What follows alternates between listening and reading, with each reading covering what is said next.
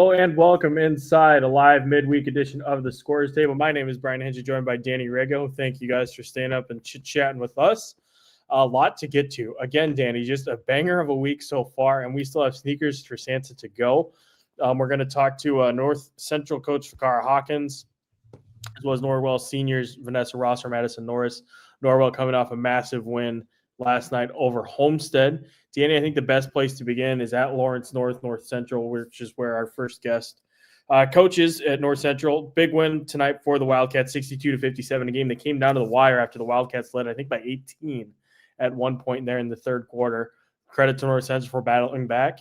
That was a game, I'll just start the conversation here, then let you take it for a bit while I send out a tweet. But that was a game where both teams' youth showed up quite a bit. Lawrence North was giving me anxiety with how quickly they were trying to move the ball. I talked to Stephen Thomas afterwards, and the way he described it was like, it's like they were playing, like hoping that if they played faster, the time would go down a little bit quicker. And obviously that's not how it's going to work.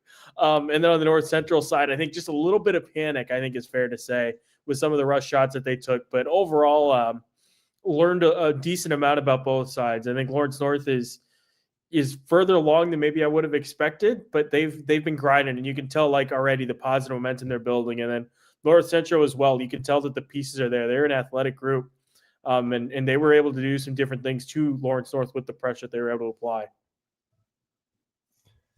Yeah, I'll start with the Wildcats, the defending state champs. So I've seen them twice now. I saw them tonight, saw them live against Silver Creek. And I don't know that anybody really knows what to expect, but as I'm watching this game, like I'm kind of like making notes in my head. I was actually just jotting stuff down right now. Like Lawrence North doesn't win the state championship without Brooklyn Roberts last year. And the reason why I say that is because she had like the 4 second half threes against Lawrence Central in the sectional final, or the sectional game, the Lawrence sectional game. And she's back. Kalia Bentley, huge part of their state championship run. And Jada Wheat was in the rotation last year, somebody who they've been really high on, right? And those are 3 college basketball players. So the question was going to be, well, how is the freshman Beard going to be? How is Jordan Suggs going to be? And how are the dual last year JV post players that both were on the varsity basketball team during the state championship run going to mesh in Zion Hunt and Zoe Payton? Okay.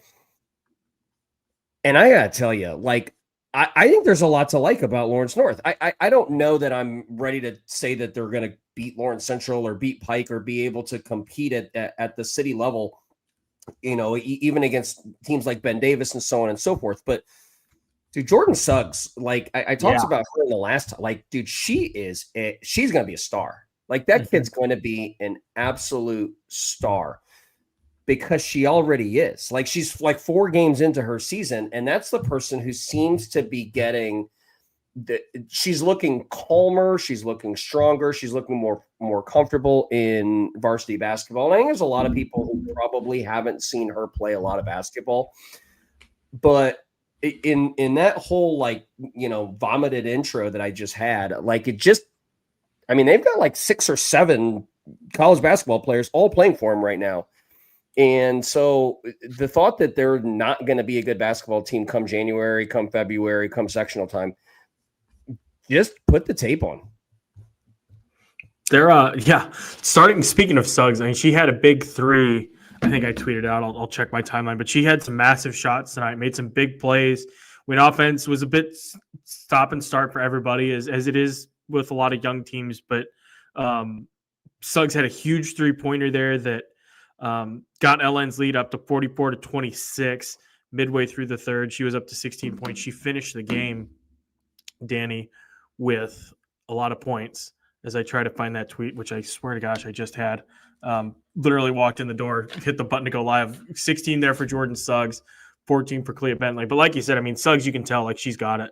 And then another freshman we'll talk about here later tonight too, the kid at Franklin Central. But that 29's now, right? The 29 class, there's some really good talent there. And Suggs is certainly at the forefront. She looked like she belonged out there on the floor in that starting lineup from the jump. Really quick, really athletic, and a really smooth shot. I like watching that kid shoot from 3. That was a lot of fun. If if you look back at a couple of episodes ago when we first talked about the defending state champs, I talked about Suggs, and I talked about her and how Steven dealt with her on the floor against Silver Creek down the stretch. And she was the one that got, I think I talked about how in 2 ATO situations, she got middle third touches and downhill attacks against Brooklyn Wren, which is not like something that you would think that any player would want, let alone a freshman playing like her second or third basketball game. Interestingly too, like, Naja, and we'll talk about her. She was over on the other side. Kiki's obviously cross town at Lawrence, but you just wonder if almost like Suggs is her development, I think, will accelerate and steepen because she has the ball and she's allowed to. I'm sure she's got a ton of rope that she's allowed to make mistakes and trial and error and just kind of see. But I think she looks really comfortable. When you watch Jordan Suggs play, the first thing that's going to jump out at you is going to be her physical presence. She doesn't look like a 29. She doesn't look like a kid. Second will be her strength, and the third will be, kind of what you talked about statistics wise. Like, just seems like she had a lot of points. So she probably hit 4 or 5 threes. She got out in transition. They threw the ball into her on the block. She's not because of her size. Also, she's not having to guard post players. So she can stay out of foul trouble. She can leave that honor to Zion Hunt and Zoe Payton. It's a well-constructed basketball team, but Jordan Suggs I think she's worth the watch, everybody. She is really fun to watch. On the North Central side, Danny, the athleticism, you mentioned Naja Winston. Let's just start with Naja. She's waiting. She's sitting out the mandated 30 days from transferring as a senior at North Central. But I loved watching that kid on the bench. She's planted right next to the coaches up. And I think I texted you about this. I was like, I'm not sure if it's showing up on the screen, but Naja is super engaged, like cheering everybody on, chatting everybody up. And you said, oh, no, it's noticeable. Because, the kid, it's like if you didn't know better, you'd think she was an assistant coach, which you love to see. She's super engaged, super into it. It was cool when she got her ring, a nice ovation for her when she got the ring before tonight's game at her former high school. So that was a cool moment. And then a funny moment towards the end of the game as an assistant coach was stepping in for Fakar in tonight's game. But as he was kind of jawing the referee a little bit, and they were kind of having a moment, you see Naja pop up and immediately kind of pull him back a little bit and just beg the referee not to tee them up because they're in this game and have a chance to win it. So she's there playing peacemaker, and I thought that was a pretty funny moment there. But overall, North Central, it feels like it's a team that's kind of ready to take that next step this season and just kind of continue building. They have a lot of young talent in that group and very, very athletic. Yeah, you talked about the athleticism. The kid that I talked about in the preview show was Macy Loy. Look, there's a really good basketball player under there with really good athleticism. I think she's just trying to put it together and trying to figure out where she kind of fits in with coach's new system and all of that. But she's the kid along with Harrington. So Macy Loy and Harrington, like those two kids, when you turn on North Central, and granted, because of maybe their win-loss record or their status within the city, like I probably only saw them play maybe a half dozen times last year. It's probably high even. But every one of those half dozen times, we'll call it that, it was either Loy or Harrington like making plays. So when I was watching this game, I wanted to see kind of how they fit in, and I was trying to visualize how like Naja Winston would fit in as well. And here's the one thing that I know is going to happen. Okay, like when Winston comes back, and I'm not saying that they have this now, but Winston had a double-double in the state championship, and then Lawrence North doesn't have that ring ceremony without her. Okay, so let's just establish that. Loy, Harrington, and Winston are going to be an absolute load to score against. And they're going to guard you, and they're going to talk to you, and they're going to push you, and then they're going to pick you up and help you up because they're great kids, and then they're going to talk to you again. Like, I just really like the overall, like, just, it's almost like North Central has kind of like, hey, don't forget about us, chip on their shoulder kind of attitude. It came off on the stream. I don't know if I was just making that up. What did it feel like in the building? Like, did it feel like it was the tides turning for North Central? It's probably a little premature to say that, but you can tell that the building blocks are there, foundational. Like you can feel the direction that it's going. You can feel the positive momentum. You could certainly feel the energy on the bench. They hit a buzzer beater at the end of the game that tied it up the final a little bit, 62-57. But the way that the girls reacted, you would have thought that it was a winning shot or goes to overtime. And I don't say that with any disrespect. I think that's awesome. That's the kind of energy you want to see. And then speaking of Haenchen, as I look through the game thread that I tweet out of highlights, she had a really nifty move where she got from the wing, dribbles down along the baseline, gets around Bentley, goes up and hits like a little turnaround or a little reverse layup there to make it a 10-point game. So you see little flashes there. It's just youth, and down the stretch, they had some opportunities to get a little closer. They just couldn't get that shot to the fall, which happens. And then when they were forcing stops, getting stops on the other end, they'd come down and they'd shoot a rush shot, which is like a good, one step forward, one step back kind of dynamic. But the way that they were pressuring Lawrence North and getting that opponent sped up, and obviously it's another young team that they're facing, as we addressed when we were talking about Lawrence North. But like I said, I think it's a little early to say that the tide is fully turning, but you can feel the building blocks are there, and you can feel the steps being taken in real time to really start to turn that tide and to get to what you were talking about. But I think the chip on the shoulder is probably a very fair assessment, because I was kind of thinking about that, and I was thinking about how this lineup's going to look with Naja Winston on the floor. But North Central does kind of fly under the radar, just in the grand scheme of things in the Marion County area in that tournament. Like you almost forget, because there's so many good teams there at the top with LC, Franklin Central, Pike, and teams like that. Well, yeah, I definitely think there's, and I think they would admit this too. There's definitely teams in heavier weight classes, let's say. Yeah. Okay. But it has to start with culture. It has to start with leadership. Like you had mentioned Naja on the bench. One of the things, I think it was a 5-point, like the game, like Lawrence North, and I'm sure this is what Steven's going to talk about too with his kids, but like they should have put North Central away earlier in that basketball game. Like, yes. I mean, I would walk away, get something to eat, get something to drink. I'd come back and I'd be like, thinking that it's going to be up to 20. And then it just kind of hangs around at like 8 or 9. And then it gets down to 5 late. Okay. Mm-hmm. Kalia Bentley hits a 3 inside 2 minutes to make it an 8-point basketball game. And the interim coach at North Central calls a timeout. My apologies. I actually don't know his name, but calls a timeout. And if you watch, there was a missed assignment by, I think, one of the freshmen on North Central that left Kalia Bentley open, who's the one kid probably in that game that you can't leave open.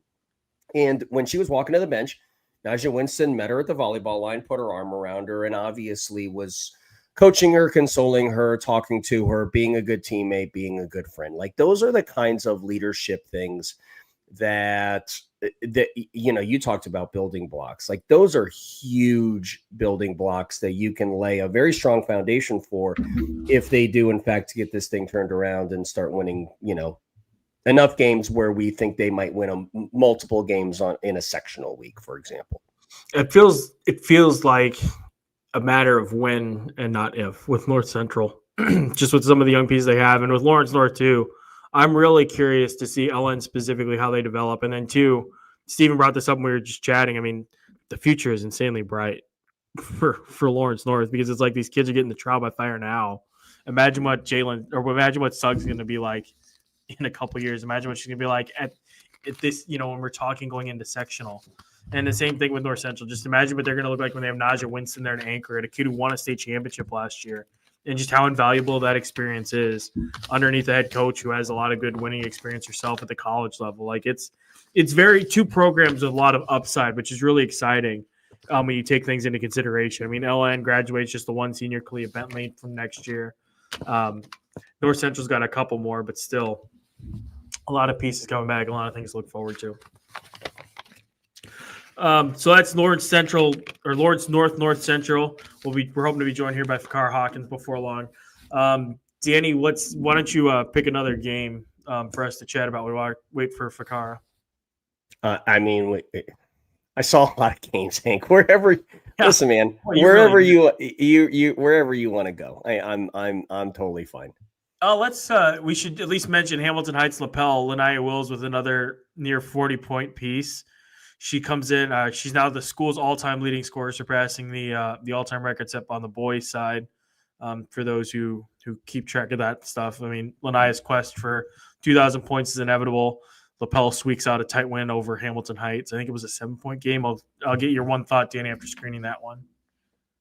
Yeah, my one thought actually goes to the Hamilton Heights side. We talked about the youth of Hamilton Heights a lot, and it's probably over publicized and worn out now by this point in time, but they started in that odd front. We talked about the odd front zone and Riley Suarez at the top, but what that does do is it takes 6'2" and it puts it at the front of the zone.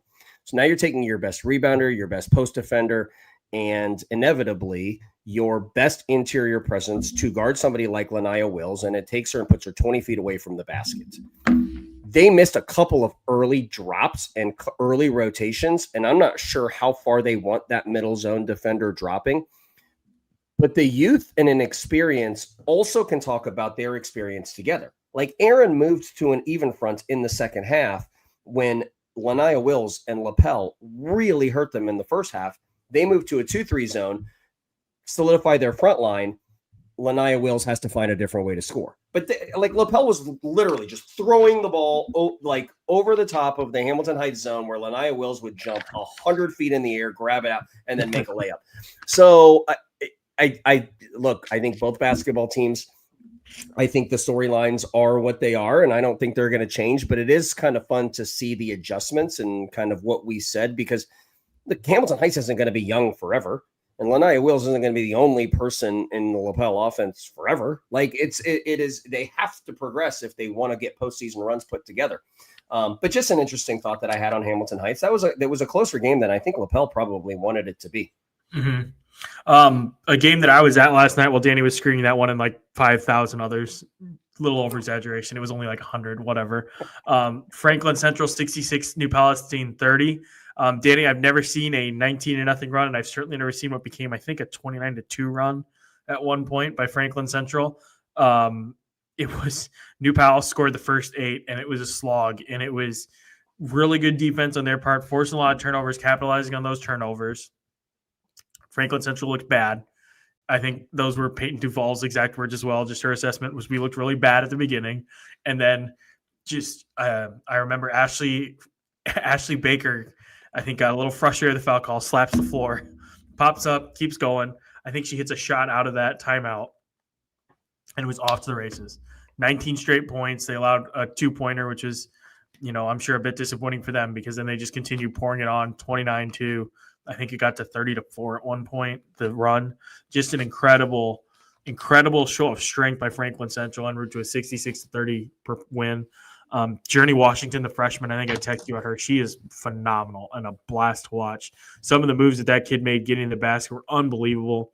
Peyton Duvall looks big and physical inside. Obviously, she's going to face bigger competition, like more players that can stack up against her, but it's not like New Pal shies away from the physicality inside themselves. Really impressed by Peyton, because I remember that was like the thing in the sectional was against Center Grove, was like that felt like the game where Peyton kind of took that step forward and embraced that opportunity to be physical and embrace her size inside. And it certainly seems like that's kind of carried through. Anaya Dowdy was a big factor defensively. That's something that Vince Sorbonne, their coach, kind of honed in on, is just what Anaya is able to do defensively and her importance now with Riley Hatari out for the season with the torn ACL. But I mean, good God, you hear we've talked about how deep Franklin Central is, and they are every bit as deep as what you were being told.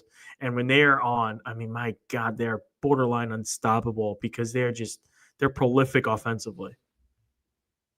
So when I was at the HSE Lawrence Central game, there was a basketball coach that came up to me and asked me if I thought Atari's injury would invalidate their ability to win the state championship. Just simple as that, right?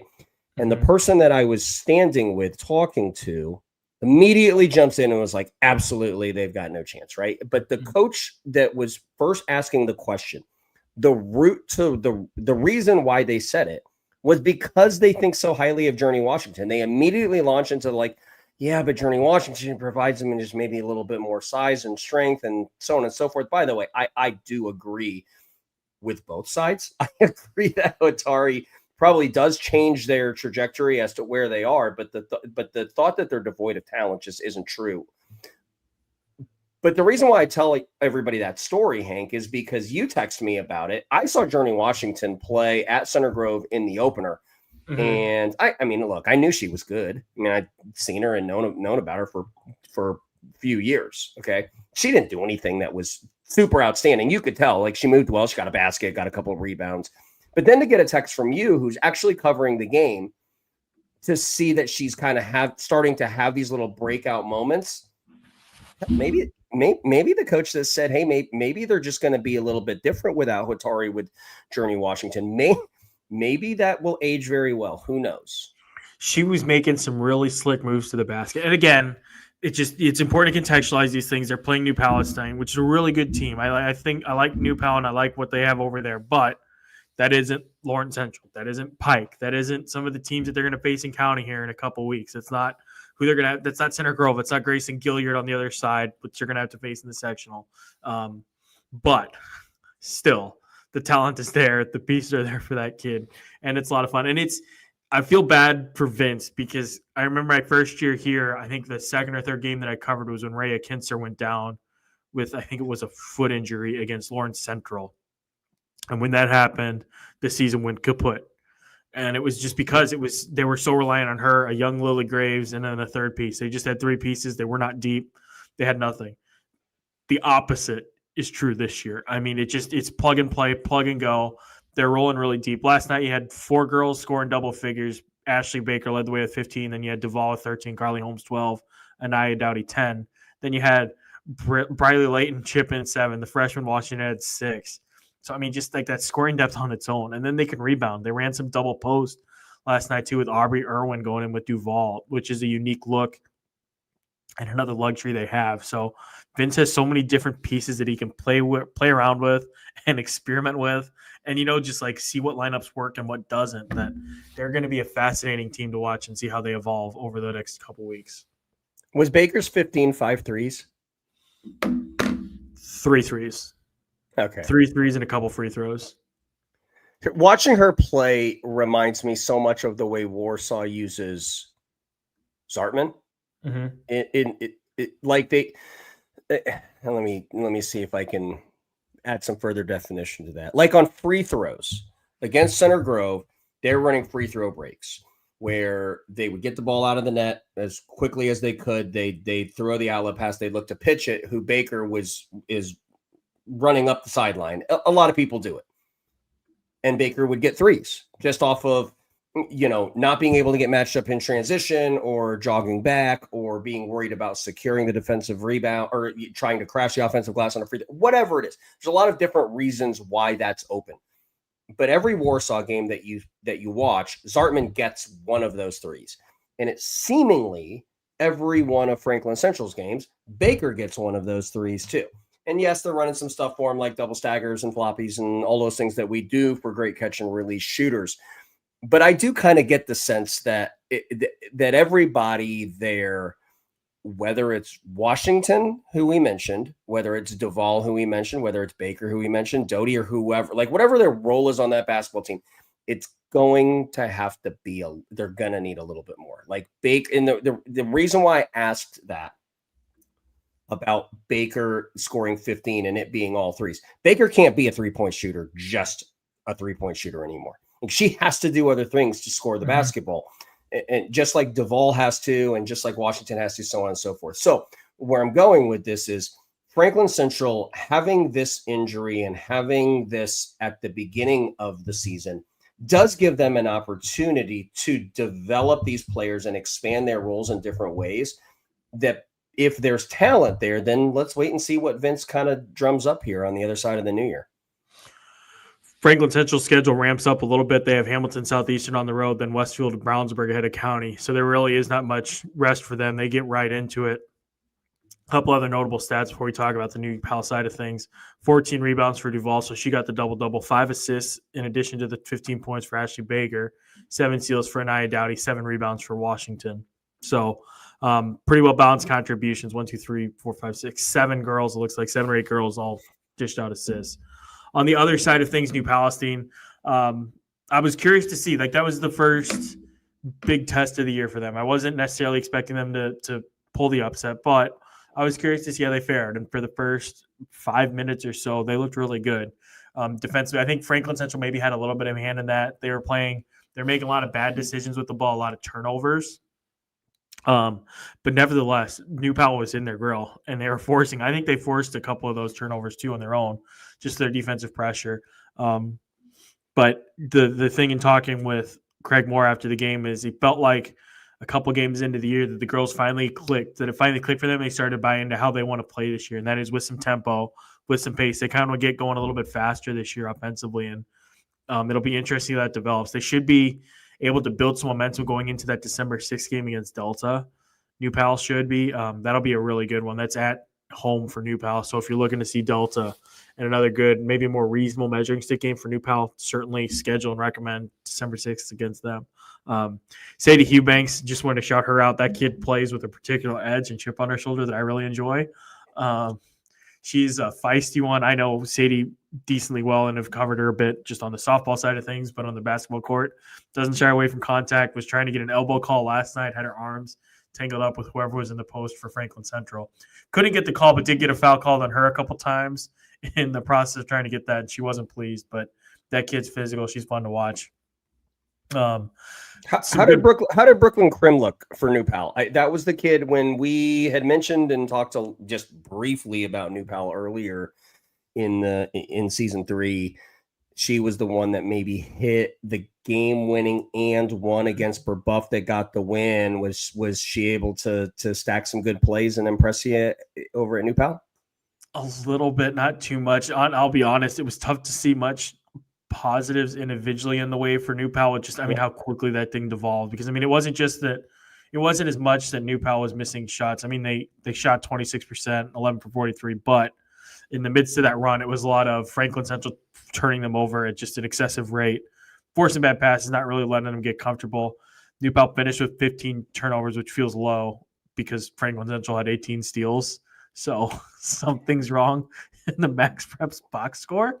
But no, I think individually, nobody really necessarily popped. That's why I'm withholding judgment on New Pal. Like in my Fab 15 area rankings, I kind of put them in that receiving votes because I wasn't sure what to make of them.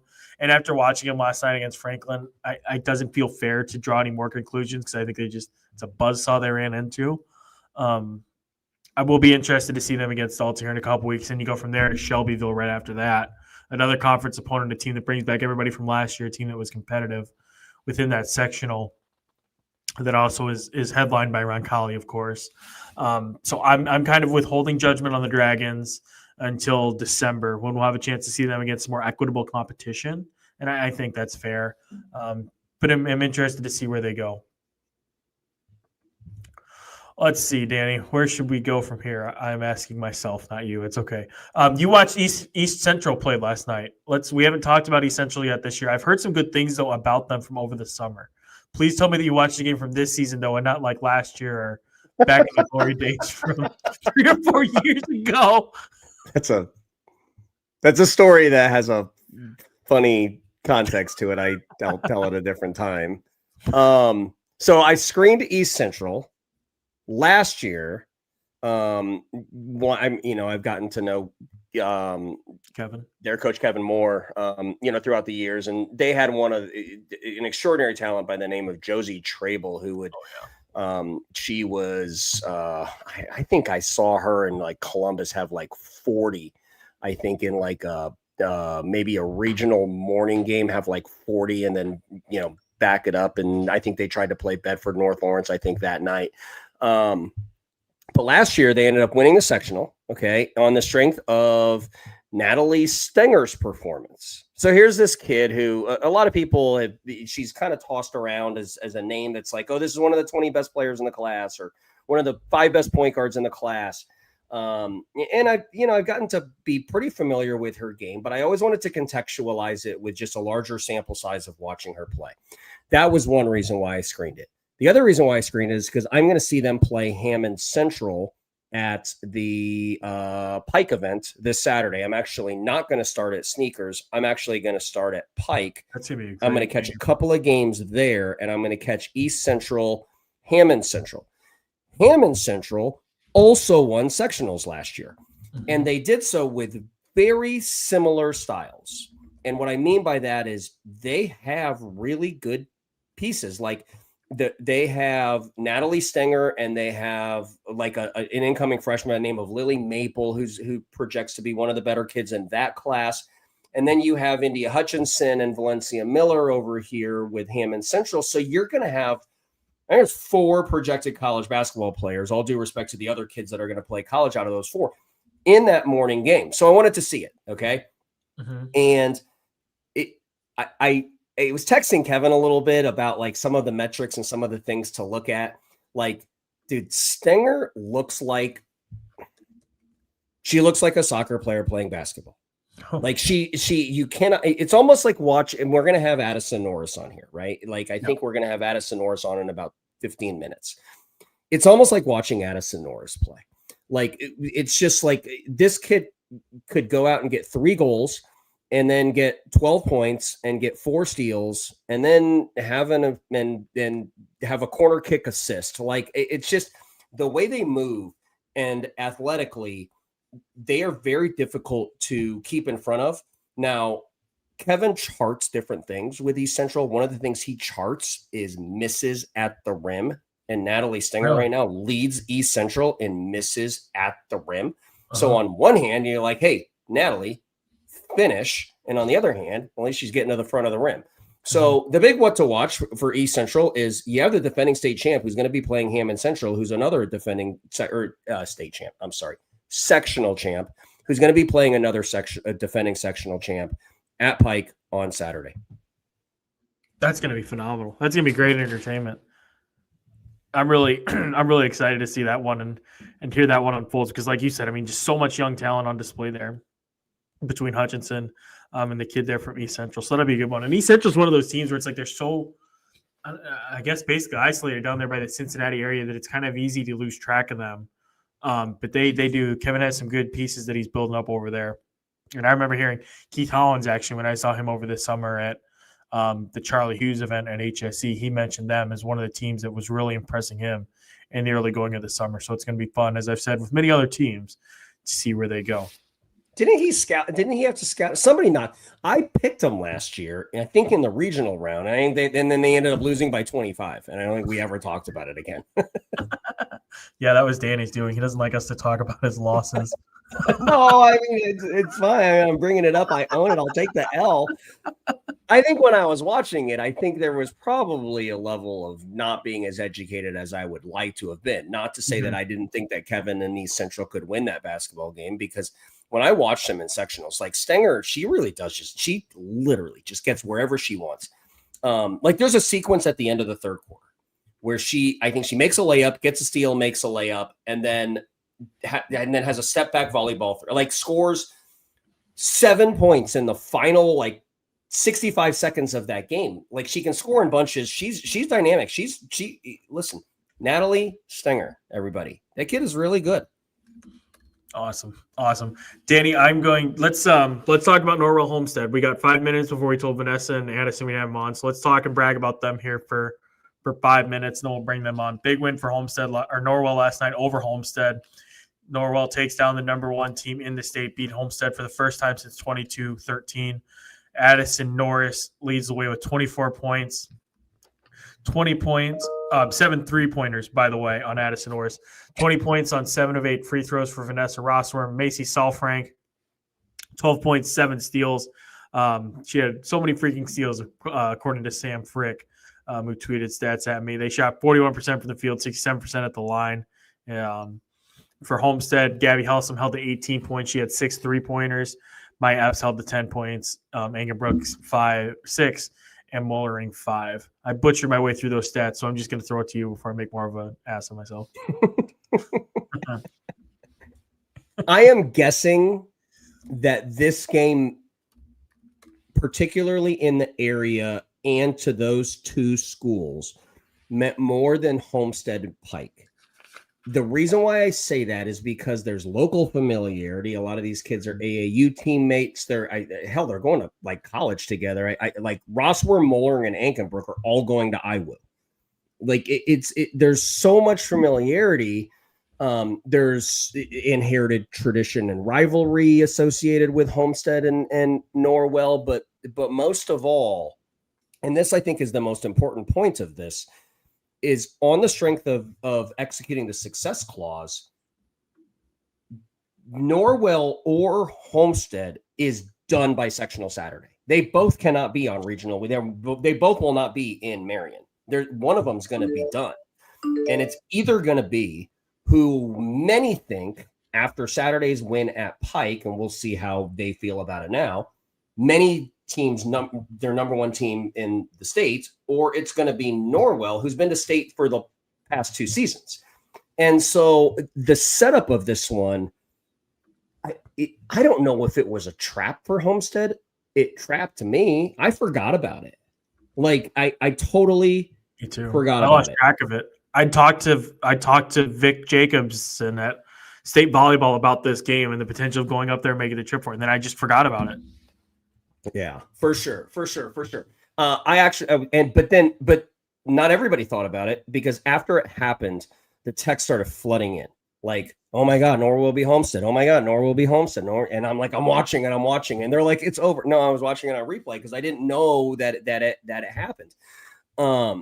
But covering all Norwell games, like I said the sentence that like, it seems like Warsaw games all start to look the same. Norwell games all look the same too.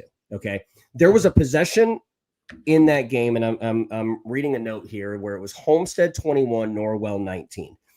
And Norwell ran dribble drive for 80 seconds, where, I mean, like Rosswurm, Addison, and Sol Frank probably got 3 attacks and kicks themselves. It was drive, kick, drive, kick, drive, kick, drive, kick for 80 seconds. And it ends with a Sol Frank and 1.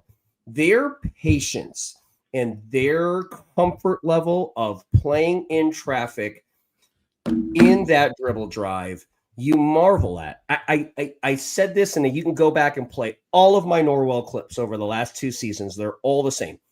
We always want to talk about the 1-3-1, and I always bring it to the dribble drive.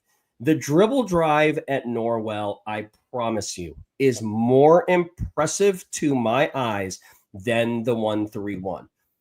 Maybe it's because for a portion of my coaching career, I ran dribble drive, and I ran it at an elementary level compared to what these kids are running it at. It's unbelievable for them to have a dribble drive possession that has 80 seconds. There's just no way that they can do that. So that was a big standout for me. That wasn't a news flash to Rod Parker and Homestead. They knew they were going to get attacked off the bounce, and they still did. And they guarded it, quite honestly, really, really well. But Norwell's ability to get good looks, this is a dumb sentence, 80 seconds into the shot clock is pretty impressive. Into the shot clock is a sentence. Oh my gosh. Vanessa and Addison, as soon as they throw on their cameras here, we'll bring them on the show. Just really impressive. I mean, the rematch is going to be insane. Did you see the environment out there? I saw some clips floating around there. I mean, the atmosphere looked absurd. The way that I found out about it, actually, because again, I also forgot about the game. I was too busy enthralled in 19-0, 36-2, or whatever it was. Somebody commented on the post of our preseason rankings, my statewide preseason rankings on Instagram. Somebody threw on their down goes number 1. I was like, the hell, did Lawrence Central play tonight? Like, what happened? I was like, oh, wait, no, Homestead. They're talking about the statewide ones. And that reminded me of Norwell versus Homestead. Man, what a game. This has just been an absurd start to the season. No, it was. And we'll ask them about this too. Another note that I had, we'll ask the kids this, if they chart deflections. Deflections was the story of the game. They turned Homestead over a ton, but you coaches chart deflections. They chart them in practice. They chart them in games. Rick Pitino, when he was at Kentucky, which was forever ago, but when he was at Kentucky, he was the first one to really be public about like counting deflections. And 30 was always the number that you wanted to get in a basketball game. So anytime you touch a basketball, whether you turn them over or not, anytime you touch a basketball, it counts as a deflection. And they want 30. Saul Frank probably had 15 on her own. I'm not exaggerating on that. Every single time. And they position, it's like a little nuance that Eric had too. Like the way that Saul Frank is positioned, like on the wing, they take away direct line pass, in this case to Helsum and Ankenbrook, which and if you notice, if you really watch the game, Helsum does all of her damage in middle third. Like she would have to relocate because Saul Frank was just there.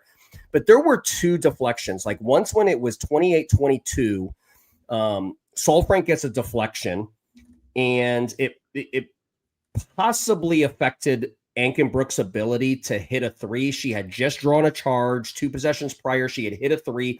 Saul Frank gets a deflection, and that deflection is what ignited a 12-0 Norwell run, which stretched it out. If she doesn't deflect that ball and Ankenbrook hits that three, they now go up 9. Am I saying that the entire game turned on a Saul Frank deflection? Yes. No, I'm not. But that little mini run did. And she also had a deflection on when Helsum was standing wide open in the corner waiting for a three. That's one of the 2 or 3 best shooters of the basketball anywhere in the state, any class, and she deflected it again. But I'm just wondering if they charted deflections, and I'm wondering how many they had, because I would bet my salary it was over 30. Why don't we just ask him right now? Right now we are joined by Vanessa Rosswurm, Addison Norris from Norwell High School. Norwell coming off again that big win last night over top-ranked Homestead. Girls, how you doing? It's great to see you. I'm good. How are you? Great. Good to see you. Good to see you. Addison, how are you? Good. How are you? Good. Good. So, Danny, I will let you frame that question to the girls.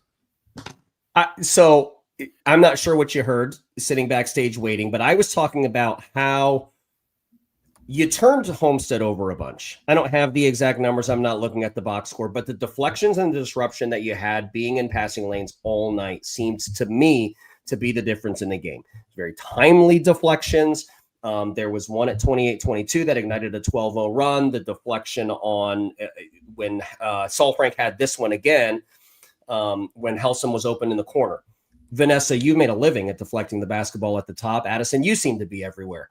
Talk to me about deflections. Do you guys chart them? Do you talk about them? What's the value in them? Is it player positioning? How do you get them? Just talk. Vanessa, why don't you talk first? Yeah. I feel like, to be honest, we don't really chart our deflections, but like a lot of our principles of our defense is to stay very wide. And that was our main focus of the night, is we'd rather be playing wide in like the passing lanes and on my position, like on top, like being above the ball to really avoid those direct skip passes, because that's what happened to us when we played Homestead last year, because we just struggled of staying wide in our defense. And whenever we did that, Gabby got wide open threes. And yes, she was still efficient last night or the other night, but I think we were able to just be wider, and especially like you mentioned earlier with Macy deflecting everything. She's also just gotten so much better over the course of just the beginning of the season. So, yeah. I would say, like, I feel like Thornton always tells us, like, to execute, like, even on defense, like, even getting a tip off of just a pass, like, we'll go after the ball. Like, getting a tip, and then even if it's, like, Vanessa or me, the back or front, getting the ball and, like, looking down the court. Just, like, even getting a tip is considered a steal, too. So Yeah. Addison, do you play soccer? I did for 1 year. You did for 1 year. Yeah. I'm gonna tease you before I ask you a question, because at 50-42, there's this real funny like moment in that game where you were inbounding the basketball in front of your student section, and you shuffle an entire 5 feet before throwing the basketball in. Like, I just wanted to remind you that you can take those liberties on the pitch, but on the basketball court, please don't do that at like a second and turn it over. But no, listen, you were great last night. Where did that come from for you? Like, I don't like every time we see you, you're having a great game in the state championship. You're whatever, you're leading your basketball team in summer league games. I talked about that on a previous episode. And then you have a game high and pace your basketball team against the number one team in your place last night. So congratulations. Thank you. But where's this confidence coming from? Like you're a load every night now, Addison. I would just say like playing together with my team. Like it's just so fun, knowing that he emphasized like the number one team in the state is coming on our court tonight, and like that's just crazy because like that's us playing them on our home court, and just like knowing like we can do it, like and anyone can be beat, and like just doing it together. Like I feel like we were so together, and that's what made us win. So. And Vanessa, I'll take your thoughts on this first before Addison talks about it too. But the lead in for this and the setup of the game, I kind of set up is very different than any other Homestead Norwell game in the last 2 years because the success clause puts you in their sectional. Is that something that was a storyline preparing for this game that like you wanted to send a message that this is going to be a team that's going to stand in your way of a third straight trip downtown? Did that play into it at all, or was just a game for you guys? I feel like for all of us, it's like always in the back of our heads, like, oh, we will see them again. It's not like last year, like you said, like, oh, we're in 3A, so we're only going to see them once. But honestly, for the most part, we've been trying to just be focused on each individual game and just giving our 100% effort. But that was definitely in the back of our head. And also just because, like, all of us seniors, we all know, like, obviously Homestead's a very senior dominant team as well. And we've grew up like playing against those girls ever since like 3rd or 4th grade. So just like knowing them and just having that rivalry over the years also really motivated us. Like this is our last year. And I guess we did want to make a statement, but it's not because we just wanted to beat them. Like not just because we wanted the statement win before sectionals. So that makes sense. I'm curious. Go ahead, Hank. Oh, sorry, Danny. Your thoughts on that, Addison? I would say the same thing. I would say, like, we know we're going to play them again. And Thornton even told us, like, we're going to see them again. It's not just, like, a one and, like, oh, we're not going to see them again. But knowing that giving our all the first time, like, also giving our all the second time we see them, too, is just as important. So, but we really wanted the win. Ness, back to you before Hank hops in. I'm dying to hear your perspective on the IWU stuff. I mean, like, you got Whitney and Carly out there, yourself. Like, what was that like playing against your future college teammates? Yeah, just like honestly, it just felt like another game. I was just kind of used to it since I played against them, and they were my AAU teammates for many years. And Whitney's mom was actually my coach and Addison's coach. In the past too. So we've always just, regardless if we were playing in college or not, we're always familiar with one another. So honestly, it didn't really affect me. I mean, obviously it's different because we'll be seeing each other next year, but it was a cool experience. I mean, looking back, not many people get to say, oh, I played my college teammates in high school. Like, it's just like a unique experience. And yeah, but to me, it was just another game. I'm just going to give, before we throw it back to Hank, I just want to hear you guys. Norwell has been the subject of obviously the state championship run, but we talk about Norwell a lot. I mean, and you can almost argue that it's kind of outside of the coverage area, so on and so forth. But let's get deeper. Like, we know Saul Frank, Ness, we obviously know you, and Addison, you made a name for yourself. Addison, tell us about one kid that we don't talk about that we should talk about that we need to watch. Vanessa, after Addison goes, same thing for you, and then Hank will take it over from there. Well, yeah, Macy, Vanessa, I would say Jada. Like, honestly, she's not a right now. Thornton kind of switched up the starting lineup from after the first 3 games, I think it was. But just her coming off the bench and bringing energy, like she's quick, like she's super quick.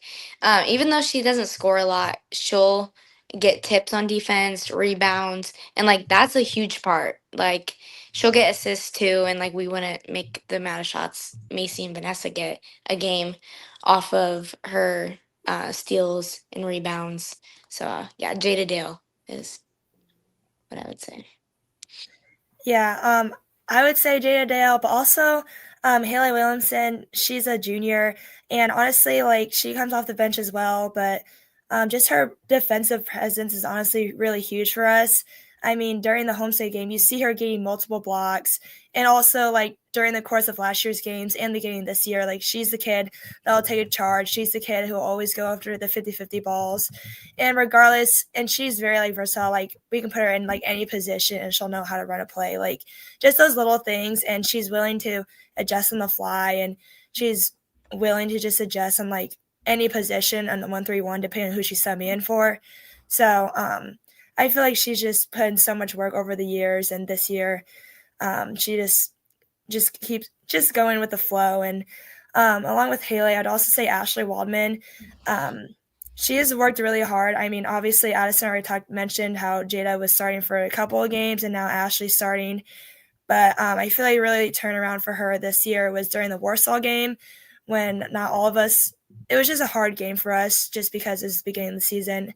But I'd say like her presence and her being able to step up and hit some big shots during that game, even though we ended up still losing, and not just like with her 3-point shooting, but also being wide on the wing and getting those deflections.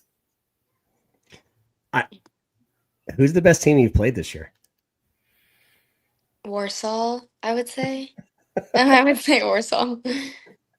Yeah, I would say Warsaw and Homestead, honestly. Yeah. All right.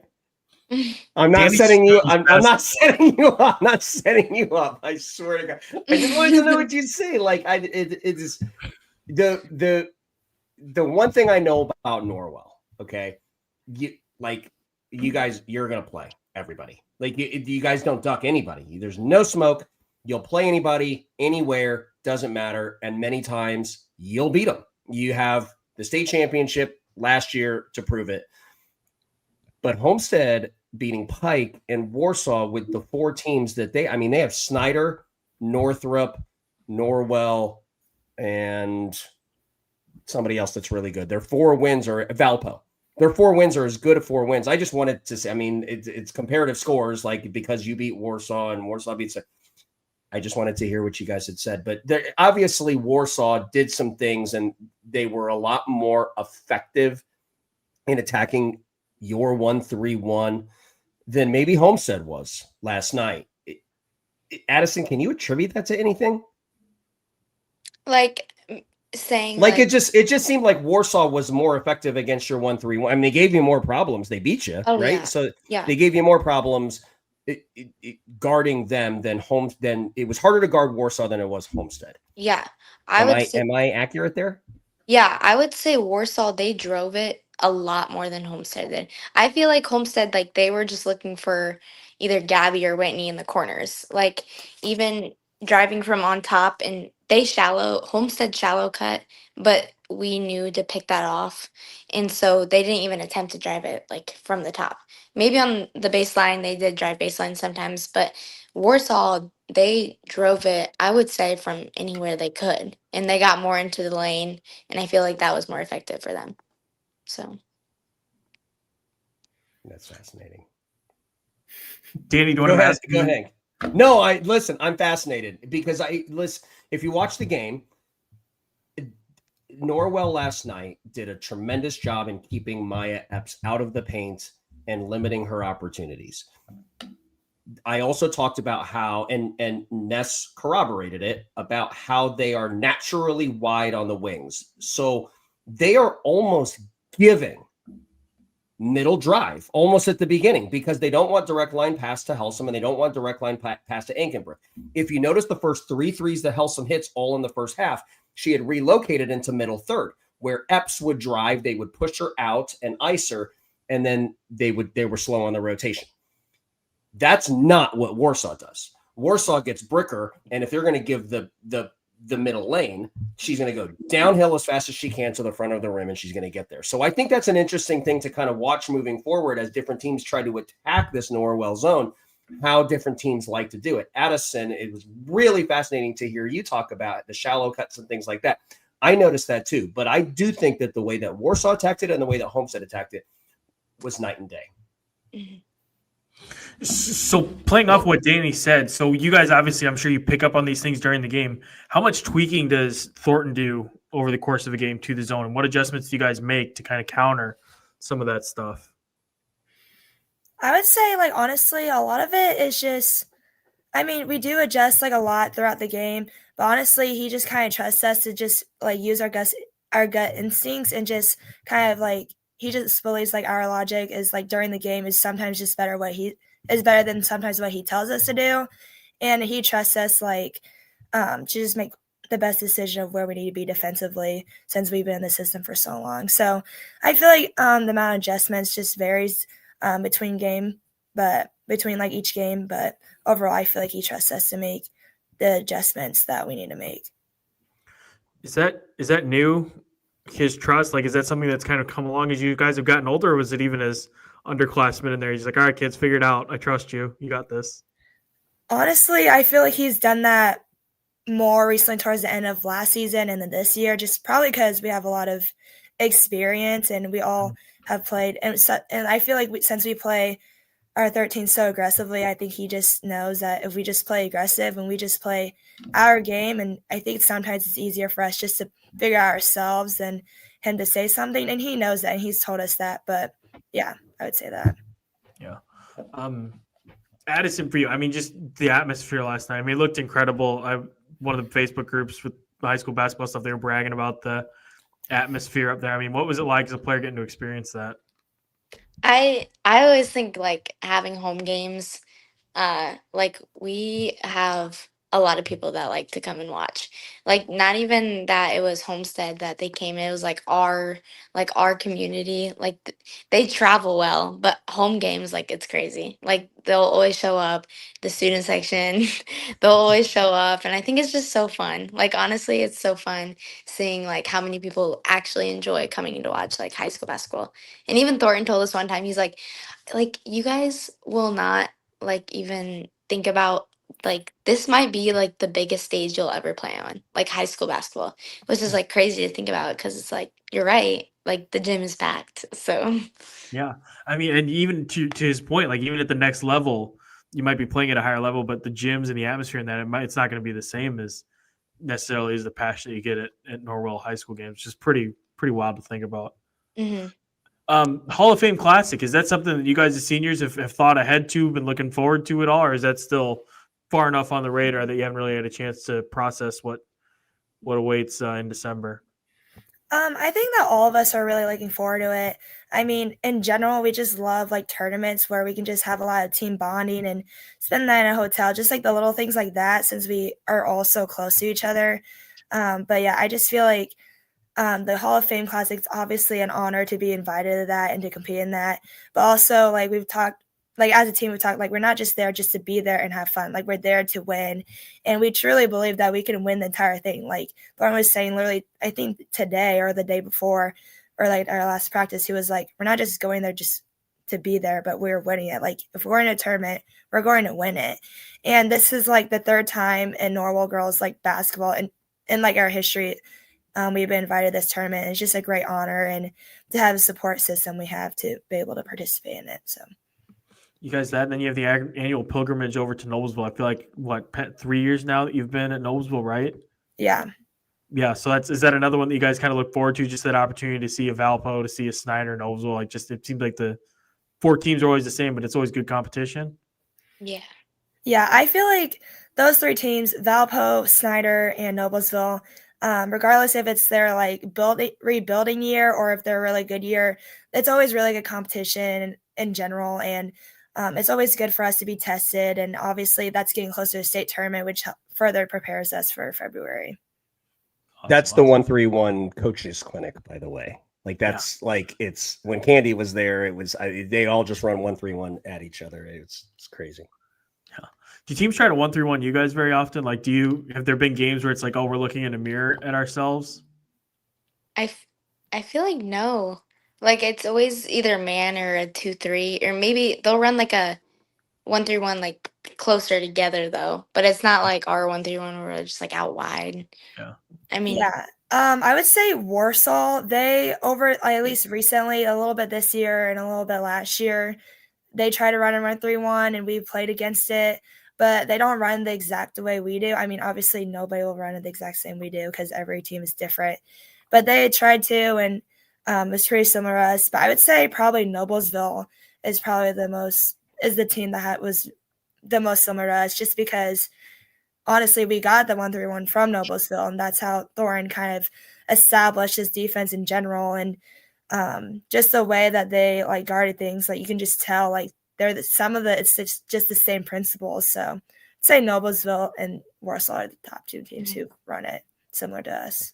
And those are the two teams, Ness, and I love that you know the history of that, because it's really, I mean, you know me well enough to know that I enjoy kind of the history and the etymology of all of these defenses. That was Eric kind of put his own nuance on the 1-3-1, but the one thing that he did take from Donna was that you guys started playing it in live ball change of possession upon Donna's recommendation. So two of the teams that run the 1-3-1 that is different than most teams that run 1-3-1 is they will also run it in live ball change of possession. Yeah. Something to watch there. Good stuff. Good stuff. Well, Vanessa and Addison, thank you guys so much for hopping on with us. We appreciate it. Congratulations again on the win. We'll be seeing you guys here in a couple weeks with Hall of Fame and Noblesville coming up. Great win, girls. Thank you. Thanks for having us. Absolutely. Take care. You too. Addison, Norris, Vanessa, Rosswurm with us from Norwell following their big win over Homestead. Danny, we're going over the 1 hour mark at this point, so we'll quickly breeze through some things. Speaking of Noblesville, they got beaten around a little bit tonight by Brownsburg, 67-48. El McCullough, 20 points. Ava Emberton, 18. Lanaya Joaquin, 13 for Brownsburg. Other side, CC Quigley, 20. Allie Hutchinson, 11 for Noblesville. Brownsburg's going to be a fun team to follow. Ben Davis took down Plainfield last night. That was a result which was admittedly surprising, an impressive win for Ben Davis, which played Brownsburg tough earlier in the week or last week. So they're going to be one of those teams. It's going to be kind of a difficult out, as one should expect from a stand bench coach team. 46-44 against Brownsburg, and they come back and get a 62-50 win over Plainfield. Fairly decisive win there. They have Warren Central coming up. That's going to be a very interesting game. I feel like there's another big one maybe that I'm leaving out. Carmel beat Zionsville. That was notable. Westfield pulled away from Mount Vernon. Anything else that you want to mention or touch on before we jump a little bit and talk some sneakers? No, that Carmel game was interesting because Bella Ramsey has now back-to-back 20-point games. When I talked about Carmel last time, I talked about how they just seem to win different ways. Jacoby Warren's like 4 threes will get overshadowed by Bella Ramsey's back-to-back 20-pointers, but Jacoby Warren is now a kid who's just starting to inject herself into that Carmel turnaround, which is kind of fun too. And Jess is changing defenses. They played like box and one. They flattened out a zone. They extended in 1-3-1 themselves. So that was a nice win. Bloomington South has some tougher opponents coming up. I did get my first look at them. The addition of DeVries was fun, but we will go deeper on them at another time when they have a different game. You had mentioned Mount Vernon. Yeah, that's good. That's good for me. As I look at this, Casey Warfel, the Pendleton Heights grad, 40 points to lead Taylor to a comeback win over Grace College. So shout out Casey Warfel. That's awesome. Danny, which is a nice little segue too, because there's two Warfels that we're going to see at Sneakers on Saturday. There are, Danny. Wow, that is beautiful, man. We are at mid-season form, and it's only November, buddy. He said, stumbling through, realizing that he had the schedule wrong for this weekend. Here's the schedule for Sneakers for Santa. Clarksville Christian, Tennessee, taking on Silver Creek. Brownsburg, Pendleton Heights, as Danny referenced. Valpo, Eastern Hancock, Warsaw, Jennings County, Homestead, Plainfield. Danny, my attention is mostly, I'll admit, on those last 3 games. I think Brownsburg, Pendleton Heights is going to be a really good game. I'm going to call the guard against Olivia Jones and Ada Hupfer for Pendleton Heights. But it's late, and also I want to go to bed. So let's focus on those last 3 for now. Lily Barnes versus Kenzie Cook, and 4 o'clock is going to be absolutely absurd. Future college teammates. One of the best kids in the 26 class, one of the best kids in the 27 class, and both those kids will love to put on a show for everybody. They are both showmen, not in a bad way. I mean, they just love to, when the lights are on and the lights are bright and there's somebody that's in this case going to be a college teammate on the other side. They understand that and know that. But these games will always come down to what those secondary matchups and what happens in those secondary matchups, right? We already know Kenzie Cook and Lily Barnes can play on these big stages and in these big games. But let's find out what Bella Satella is made of. She's averaging 16.7 points per basketball game.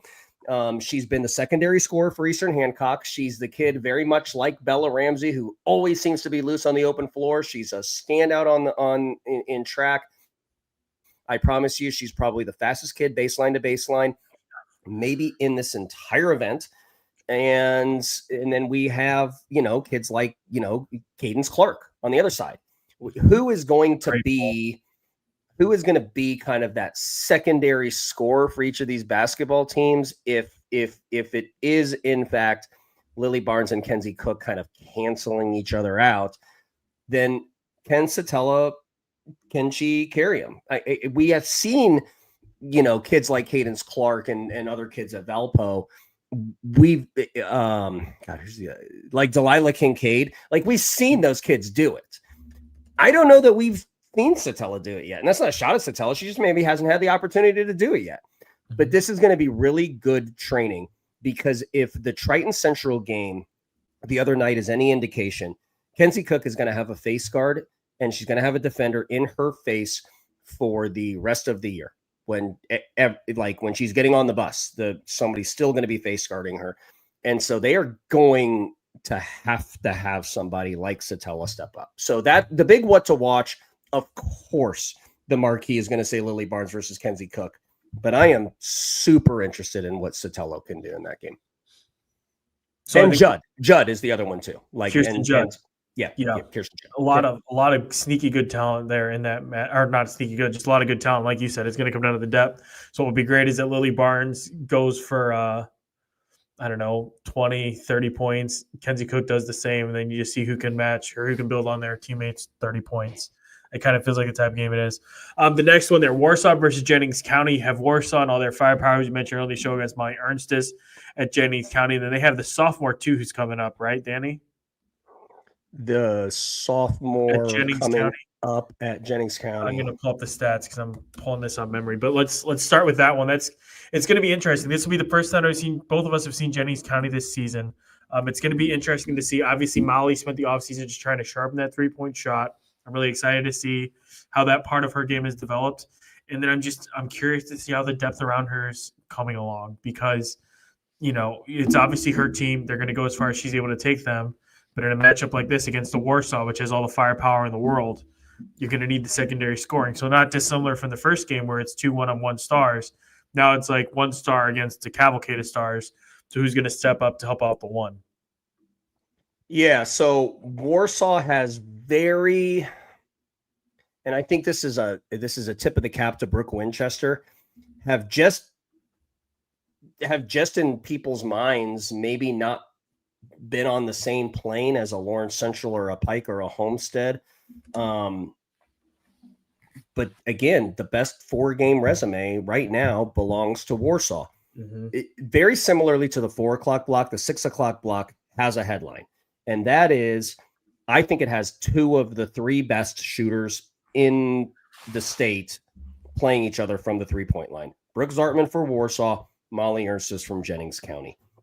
Those 2 kids, and I would put Gabby Helsum in there as the 3rd, and then the revolving door as to who the 4th face on Mount Rushmore would be from a 3-point shooting perspective. But we're going to see 3 of Mount Rushmore at 6 o'clock and 8 o'clock. 2 of them play against each other. So again, if that cancels out, okay. And by the way, Molly, this is all due respect to Zartman. Molly, there's a lot of people that think Molly, it might be the best 3-point shooter in the country.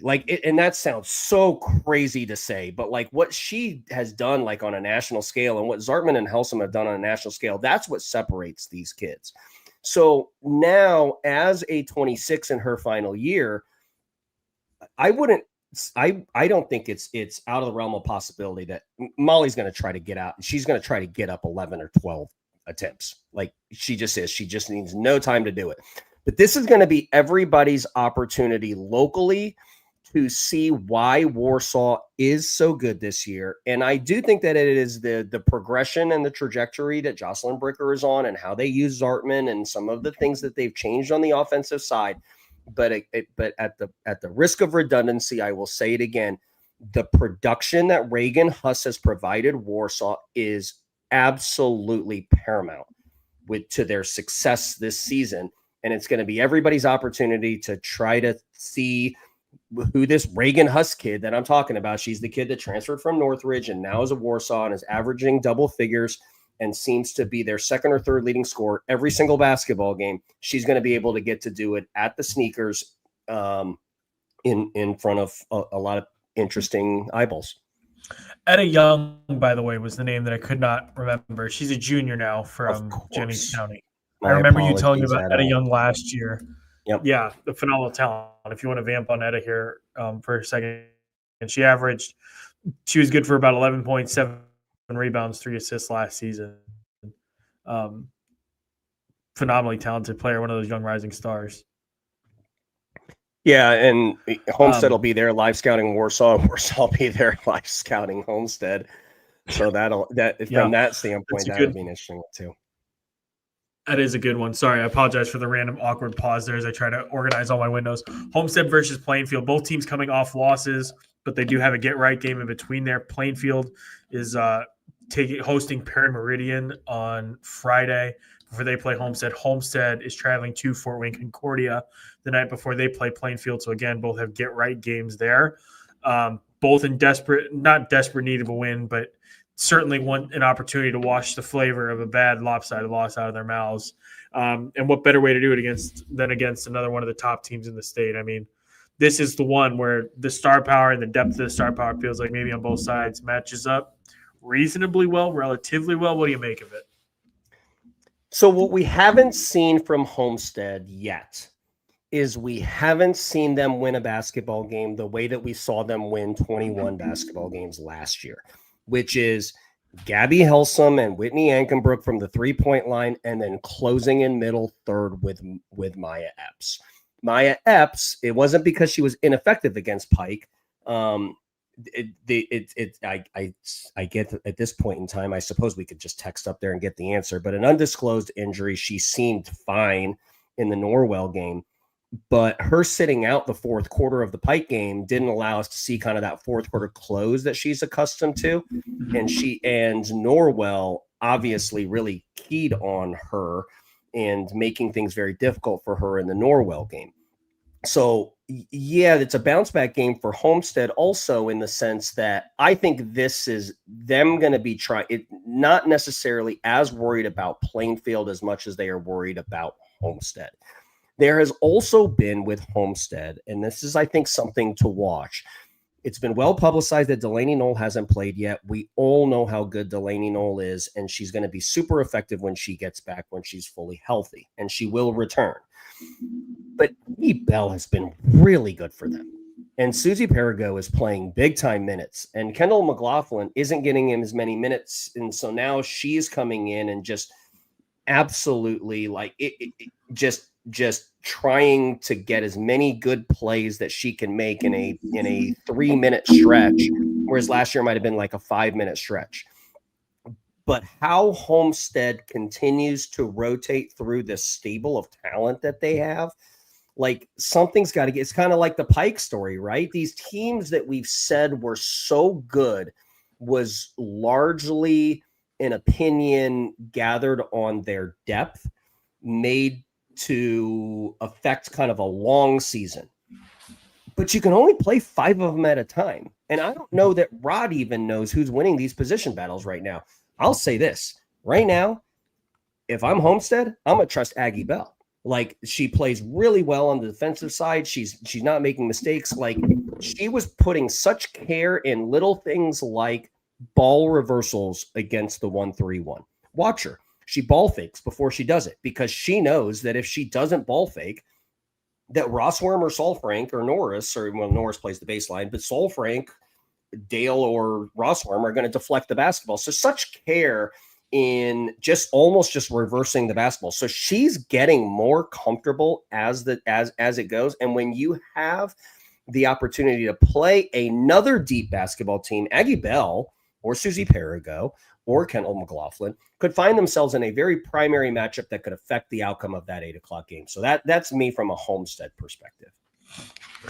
Plainfield on the other side, obviously a lot goes through Hannah Menser, a lot goes through Berkeley Williams. Abrielle Dugan brings a lot offensively. I'm just, it's always a joy to watch those three play. Menser in particular, Berkeley Williams too. I mean, just it's a fun team to watch. They're deep. Again, they're navigating some things there without a couple pieces, but what does Plainfield have to do in order to take down Homestead? I think they're going to play a man. And the reason why I think Plainfield will play Homestead man is it's easier to have scout specific tasks to carry out. Like, don't leave this shooter. If when you play a zone, you need to worry about where all 9 other players are on the floor, and then be able to process the difference in individual scouts and execute. So I think they're going to play man, which begs the immediate question is, I think we would all suspect Berkeley Williams is going to guard my abs. Let's go. Let's go. You talked about it at the very beginning, watching Berkeley Williams play Lily Graves. I was not able to screen that basketball game. I will be in attendance for that 8 o'clock game to see Berkeley guard Maya. But that matchup on that side of the floor, Berkeley's defense on Maya, is worth the price of admission for the entire event, because she ain't going to back down. And Maya is really ready to have a breakout game. You know, Helsum's broken out. Even Ankenbrook at times. She had a couple 6-0 runs, I think, in that Norwell game. Epps has yet to break out this year. And she entered the year as one of the favorites to be talked about and considered for Miss Basketball. People think it's a darn near certainty that she's going to be an Indiana All-Star. She signed her letter of intent to go to Louisville, so she's going to compete for Final Fours at a national level. She's going to want to do it, but between her and the basket's going to be Berkeley Williams. And I think that is, I'm not going to bury the lead here. Like, that's the most interesting thing in this 8 o'clock game is Berkeley guarding Maya. And what's interesting is that against McCutcheon, Plainfield was able to kind of rotate people in there to help Berkeley. And they kind of took a team approach a little bit that was spearheaded by Berkeley on Graves. I don't think you can do that, at least not as aggressively. I wouldn't feel comfortable doing it against a team like Homestead because of all those other names that you mentioned. Those are the kids who have breakout games. Like, you can't just leave Gabby Helsum. You can't just leave Ankenbrook. You know what I mean? Like, you got to – there's a lot of give and take there. So this is going to be a fascinating chess match to watch there. A potential X factor here is Caroline Pugh, the 5'11" forward. Yep. She has some size inside. I'm curious to see what she can do there against Homestead. Maybe she's the one. You know, you've been talking about where does that secondary, tertiary, whatever fourth option is scoring-wise come from. Maybe it's a kid like that is able to get things going inside. And Mariah Armstrong, the kid who transferred over from Covenant Christian.